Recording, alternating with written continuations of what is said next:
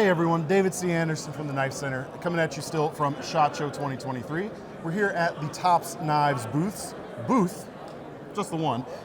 Just the one. Which means we're taking a look at some fixed blades with Mr. Craig himself. How are you, sir? Good. How are you? Doing well. Thanks for taking the time to talk about the fixed blade goodness here with us. Absolutely. Yeah.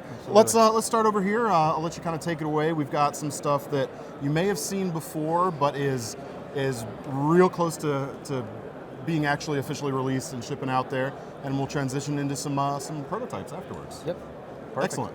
So first up is the Steel Eagle 105. This particular version is the 105E, the 105F. So the Steel Eagle 107 was the first knife that Tops ever made. Mm-hmm. We've made the Steel Eagle 111s, which are larger, and a 105, which is smaller. But Leo never quite liked the 105. Well, he likes it, but it's not quite what he wanted. So the old version of the Steel Eagle 105, we're still going to make. It still is what it is. Mm-hmm. But he wanted to, I don't know, it was time to do the 105s the way they were supposed to be.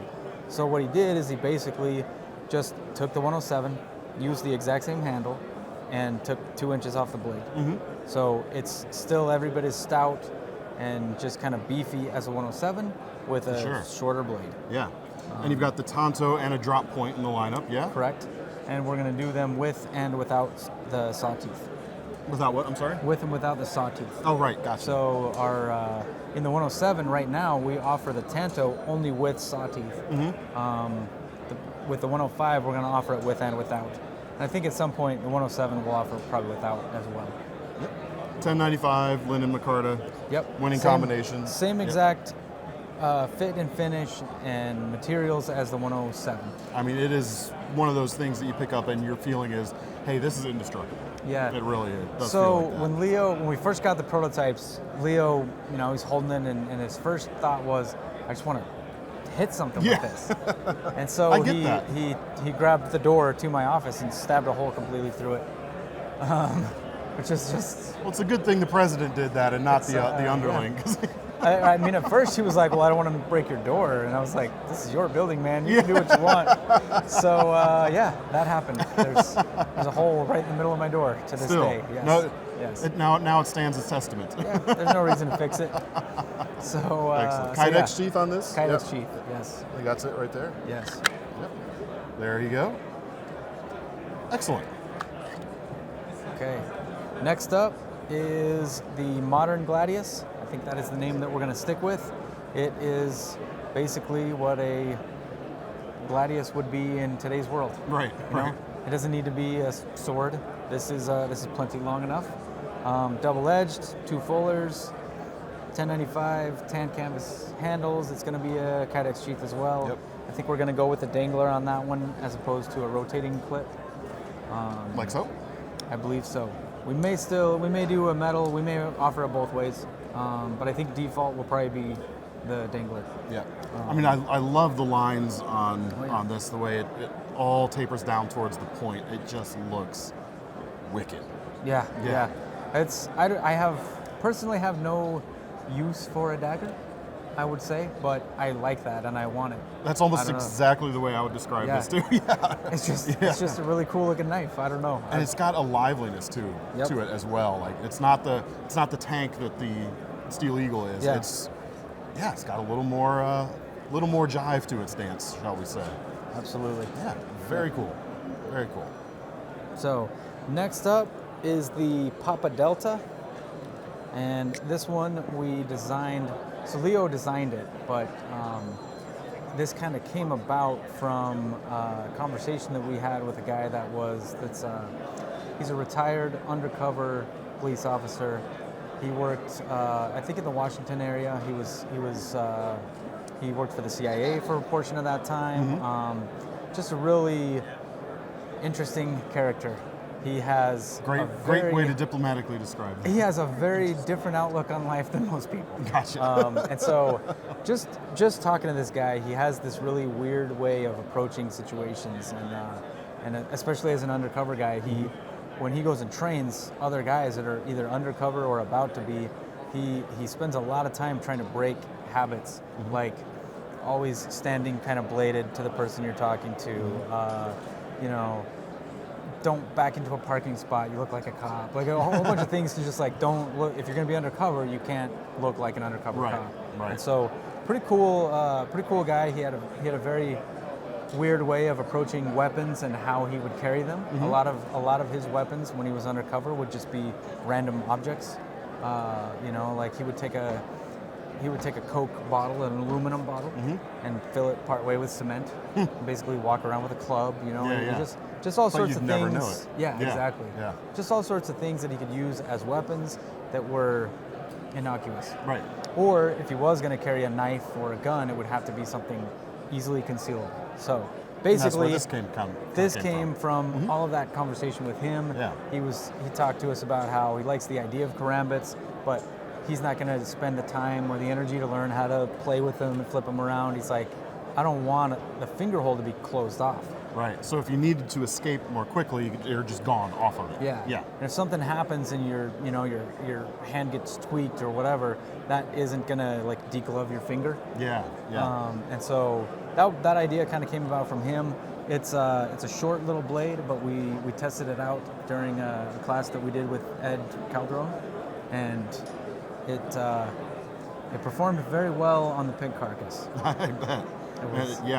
It was a cool little knife. I mean, just getting back to that same kind of just wicked point on that thing. Yes. Yeah. We're not going to pretend this is like a backup utility knife or anything like that. Like this is purpose built for sure. Yeah. It's a box cutter, and when one side gets dull, use the other. Hey, there you go. We're not doing that. This is clearly meant to be either a defense or offensive knife, depending on your situation.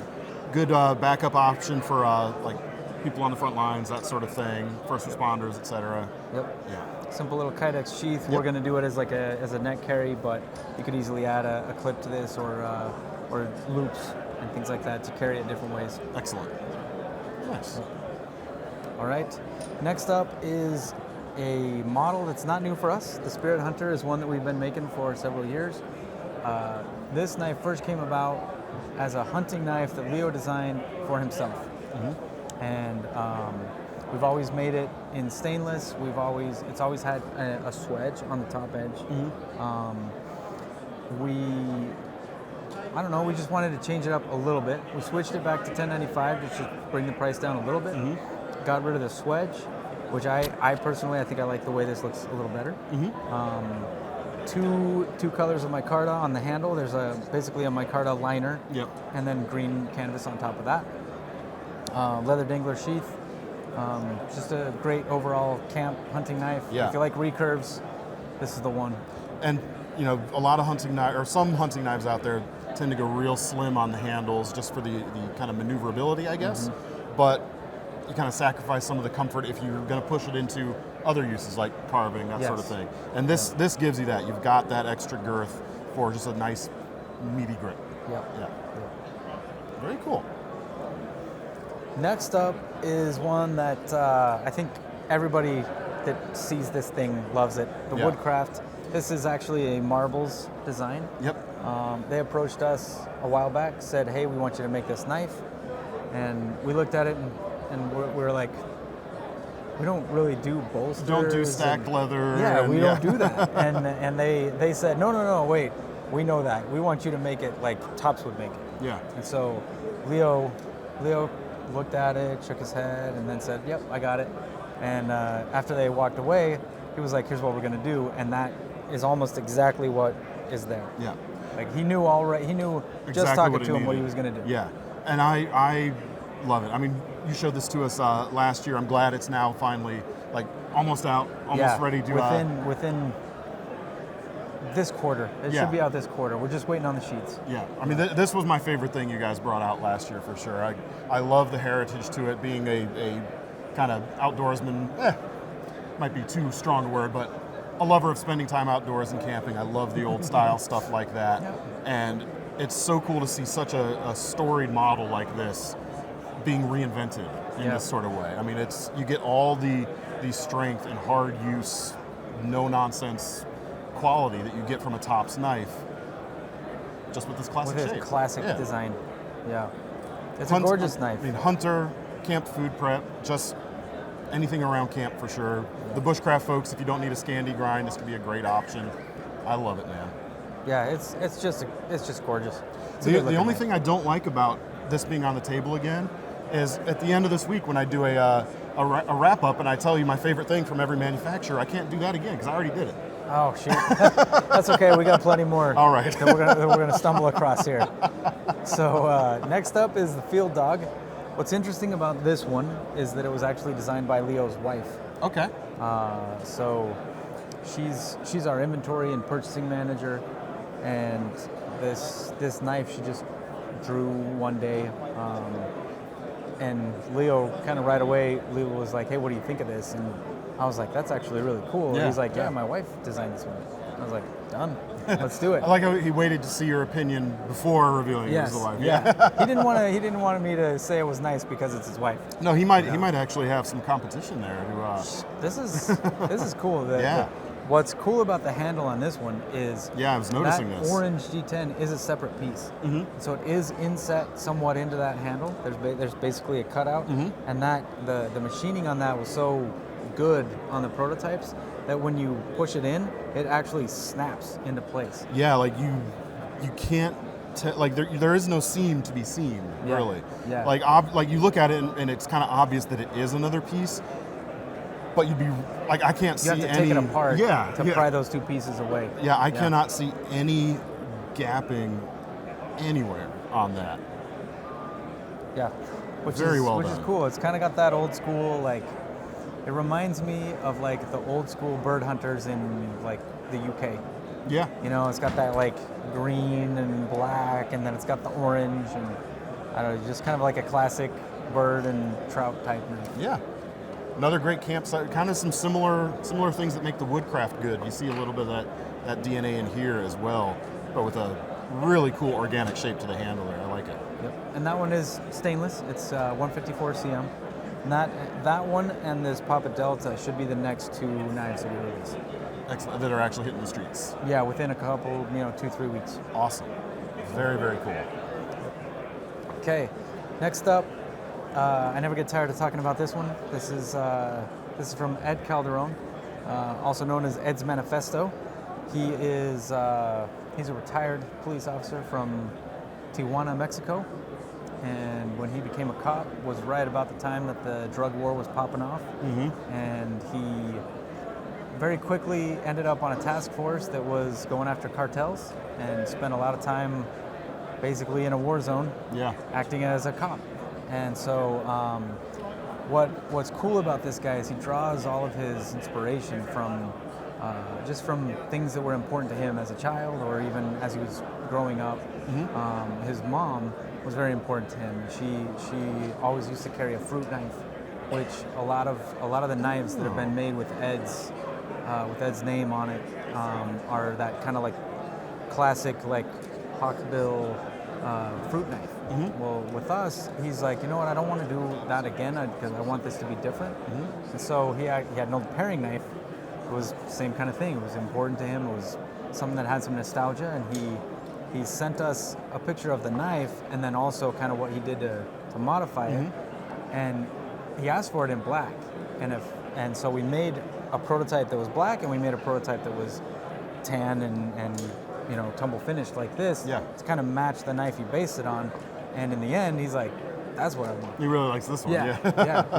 Which I think makes perfect sense because he's kind of that low vis guy. Like, you wouldn't really look at him other than the fact that he's just really well known. Mm-hmm. If you watched him walk down the street, you would have no idea who he was or what he did. He just moves in a way that is very unassuming. Yeah. And so the stuff he carries is like that too. Yeah. So talk to me about this notch out here. I'm assuming that's a modification he made to the original. Yes. Carrying through. So he is, he loves knives. He's always playing around with knives and practicing and doing crazy stuff. This works great as just a regular knife, right? Regular grips, but his kind of preferred method is tip down with the blade towards you. Okay. And so that cutout is an index position. Sure. It just gives you an idea of where the blade is. Yep. So you can kind of tell the difference whether it's forward or not. Without even having to look and see where you're positioned. Yeah. And it does, I don't know how or why, but it just makes it really easy to reposition while you're holding it Yeah, too. I'm feeling Like it. you can flip that around, you can front to back. It's Yeah, for me, Wow. with the thumb in there, it actually feels really good. Yeah. Holding it that way. it's a simple little thing that made a big difference in how it Yeah. and how it maneuvers. and so- he did that because he needed that, and it made a difference for him in that kind of scenario, that kind of Yeah. battlefield, essentially. A lot of what That's he cool. carries, he'll carry kind of in his waistband. He's got an interesting way of hiding his things as well. Yeah. And so when he goes to grab it, he doesn't even look.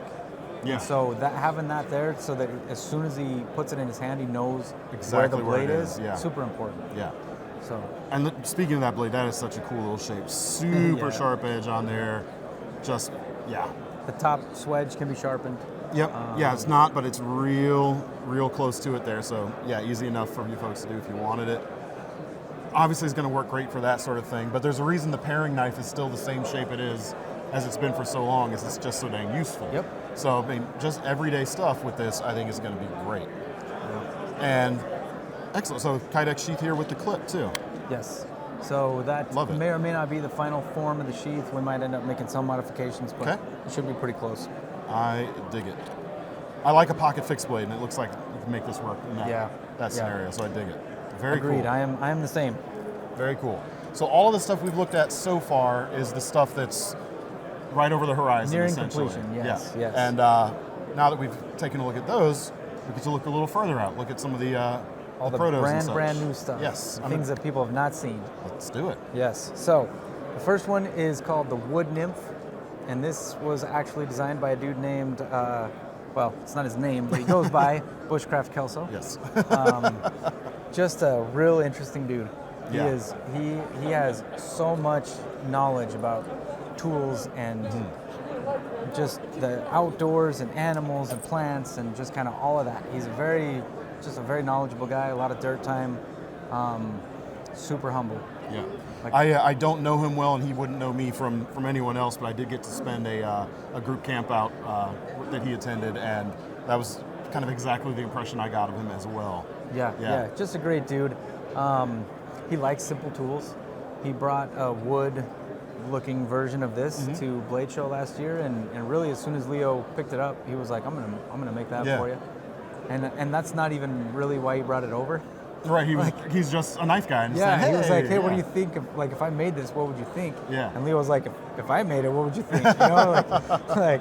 So it was pretty cool how that came out. We're gonna make probably some modifications to the handle. That scallop in the front is a little off. A little scoop, yeah. Interesting. We will yeah. probably just do a flat cut on that. It's kind of like a 45-degree angle or so. Yeah, especially with fingers my size, it doesn't kind of not fit the radius that's in there, but Yeah, so yeah. There's some little things to be changed on it, but as is, just a Yeah. great little What I- whittling camp. no, I mean, you mentioned whittling, and that's kind of immediately where my mind went. Is obviously the scandi grind is great for wood carving, but a lot of the bushcraft knives, while not large, are definitely bigger than like the classic pocket knives that Grandpa used to sit on the porch and whittle with. Yeah, This gets back to that. Gets back a to little that. bit. You just got this little thing, highly maneuverable. It's going to work in all kinds of different carving grips for the whittling. Man, that's cool. yeah. I'm excited about that one. Yeah, As soon as we put it together, I was like, we got something here. This is cool. and it's not like it's a complex design either. It's just certain things when they're put together. Sometimes simplicity is best, and this Sometimes, yeah. thing's going to be really cool. I dig that. Nice. Yeah. So next up is something new for us. We're obviously landlocked up there in Idaho, but we at some point had to make dive knives. In the process of doing it, we decided to use our employee design challenge as the basis for dive knives. So we ended up going with two, and the reason is there are different reasons that people might need a dive knife. And I guess I always kind of knew this, but I never understood it until I really started looking into dive knives and why they look like what they look like and what's going on. And then we started reaching out to people to help us judge the winners, because I'm not a diver. Right. And so we had some people across the country kind of help us by saying, well, I do scuba diving and this is what I would want. And then they helped us judge the actual designs as well. So it wasn't even it wasn't even Topps employees that picked the winners. It was really these guys that do it. The experts that know. And, Yeah. And so basically, we ended up with two because you've got your typical scuba diving knife, which would be the blunt tip, the exposed tang on the back of the pommel. I guess scuba divers use that to tap the tank in case they don't trust their gauges. Gotcha. As a way to kind of more or less know if they're running out of air. Yeah. And so I guess it just makes a different sound depending on what your level is. Makes sense. So other than that, it's got the serrations on one side, a normal blade on the other. It's got kind of everything you would expect. A stainless steel, obviously. Yeah. The prototype's $10.95, but that's definitely not going to be what we use. We haven't decided yet on the steel. So there's a lot of traction with this kind of milling pattern here on the handle on this one. Yes. So full G10 on the handle. It's there's like a black liner, if you will, and then yellow and black, but it's all G10. Yeah. We're working on getting the right kind of hardware so that we're not going to deal with rust in the hardware, things like that. But the handle is real aggressive, so that it won't matter if your hands are a little cold or if you're wearing gloves or whatnot. You've still got a grip that's going to be really solid underwater. The last thing you want to do is drop your knife. Absolutely. So that's what's going on there. Excellent. Yeah. And then the other. The other side of the underwater knife is for spearfishers, basically. So you imagine that you're underwater and maybe you're even free diving. So you're underwater, you shoot your fish, and it's not dead. Now what? You got to get to the surface before you run out of air, or you're going to be in trouble. And so a lot of times what they'll do is they'll have a knife that has a really fine point. They'll get the fish and they'll just stab it in the head and dispatch it quickly. Less suffering for the animal, and it gives you a chance to get out of the water without a fight, which is good if you're going to be around sharks, if you're going to be like a reef can change from being real pleasant to like real unpleasant quickly. Real quick, yeah. And so so that's what's going on there. It's going to default to an unsharpened top edge. This one in particular is sharpened on the top. It's got kind of a cord cutter on it in case you get snagged in a net or other line or whatever. And then serrations just to help cut fabrics and things like that. Yeah, anything like that, sure. But yeah, completely different uses, both underwater. Yeah, very cool. And again, a pretty aggressive handle, tread on it to give a good grip. A nice guard on that one, since the idea is that you will be stabbing things with it. Right. So yeah. I mean, nice guard on both of them, really. Yeah. Especially, yeah. Very nice. So that's the Snake River Rescue and Sidekick knife. Yeah. Yes. Very cool. Keeping the slightly aquatic theme going here. Yes. Next up is our second version of a fillet knife. A couple years ago, we released one. The main differences between that one and this one. The other one is a little bit thicker, which is okay for some filleting, but a lot of people like a little bit more flex. So I'm going to do a little push right there. So probably medium amount on this one. Yes. Yeah. And this one again is a 1095 prototype. So when we actually get the stainless steel, I think we're going to do these in 154. And we're gonna try to make sure that the heat treat allows for some flex. Gotcha. Okay. So what I did right there is maybe not indicative of the final product. Right. Yeah, right. Okay. Just because we do on our 1095, that will be more of a differential heat treat. Right. But it should perform about the same. Really, the thickness has a lot to do with how much it's going to flex. Yeah. And so we're going 1/16 on the thickness, so real thin. That make handle is the same shape and size as our Camp Creek Fire Edition. Great handle on that blade. And when Leo started working on this one, he was like one of the main things we get about our other fillet knife is the handle is small. And so we went with that handle for a couple of reasons. We can swap handles and they'll fit. We already know that handle is super comfortable. Right. And it's a lot bigger with a lot more kind of rounded handle to make it comfortable for longer use. Yeah. So. Yeah. I mean, and whether you're just using this as a fillet knife or if you want to throw this in your kitchen, any kind of big proteins are gonna have no chance against something like this. A grilling knife, barbecue boner, knife, big boner, all of that. For sure. I mean, even a tableside carving knife. Yeah. Really, I mean, it's got the length for it. Yeah, for sure. Yep. Very cool. Yeah, I like slicing. I dig it. Me too. I like that one a lot. This next guy was designed by a gentleman from Ireland. His name is Shane Phelan. Hopefully I'm saying his last name right. Sounds Irish. Yeah, yeah, I think I got it. But yeah, so he runs a thing called Eagle Ridge Survival, and he sent us this design, and really the reason that Leo wanted to do it is because of the backstory and how much time it took him to get to this design. And I'm sure a lot of people are like, well, that looks really plain for him to have spent a lot of time on it. And it's like, well, sometimes that's what it takes. Yeah. Well, it's kind of like paring back the unnecessary. If you go too far the first time and you think this is it, and you just keep taking away, sometimes what's left is what's right. Yeah. Yeah. And see, it's like a super simple design. But every time I pick that up, I just really like that handle. Yeah, I mean, it's got a good feel to it, for sure.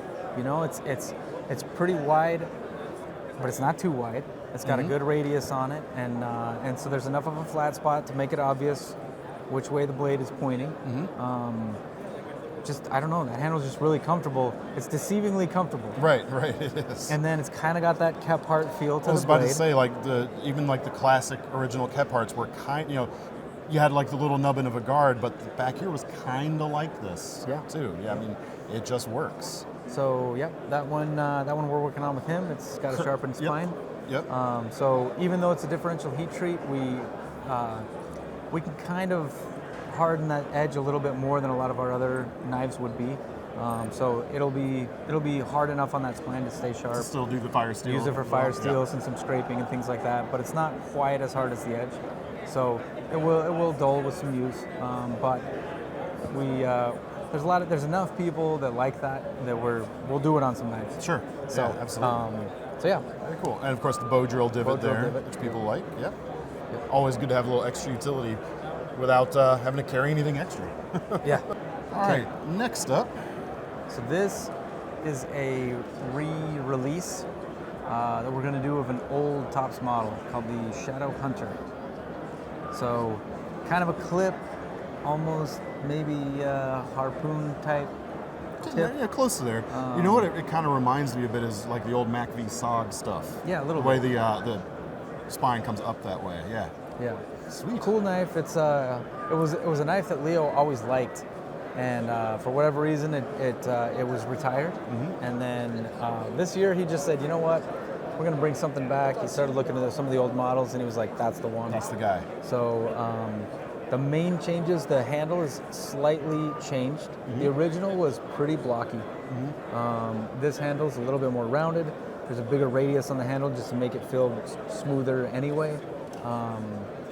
And then a slight adjustment to the blade. It's a little bit longer than the original version. Okay. But other than that, that is the Shadow Hunter. I mean, the visually, blade to handle balances out really nicely, I think. Yeah, nice stout grind on there, flat ground. Yeah, cool. Feels good. Yes, it's gonna be a good knife. It was a good knife, and I think this updated version is better. Yeah, cool. So you know what? It's interesting. You guys did the MPAT recently, which is kind of the pilot survival knife. Yeah. This one feels kind of in that same vein in a way. Yeah, a little bit. Just obviously not directly, but a little bit. It's giving me similar kind of vibes. Kind of. Yeah.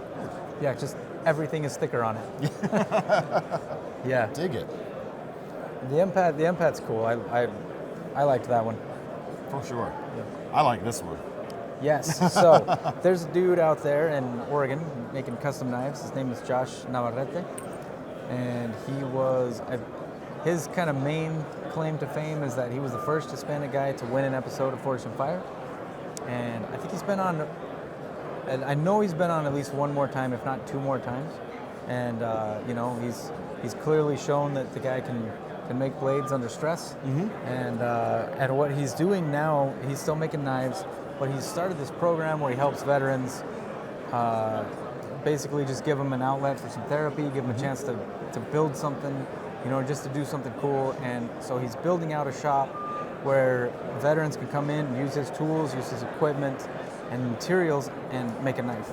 Nice. And I don't believe he's charging for anything. I don't even think he's charging for materials. He just has this desire to help those guys out, and if he can take their mind off of all the crap they got to deal with, at least for a few hours, and that's good for everybody. Fantastic.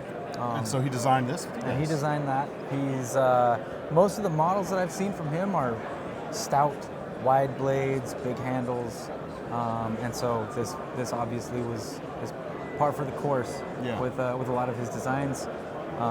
Leo really liked it, and we're happy to be working with him, especially with the other side of what he's got going on. Yeah. I mean, that just adds to the whole good feelings, the good vibes about it, for sure. 100%. What I like about this is it's got that stoutness, but being such a wide blade with that high flat grind there, the geometry on this looks like it's going to be sharp. Pretty nice slicer, man. Oh yeah, and it's not too heavy. No, it's not lightweight for sure, but it's not. I mean, the Steel Eagle is certainly heavier. Yes. Yeah, that is a very cool blade shape.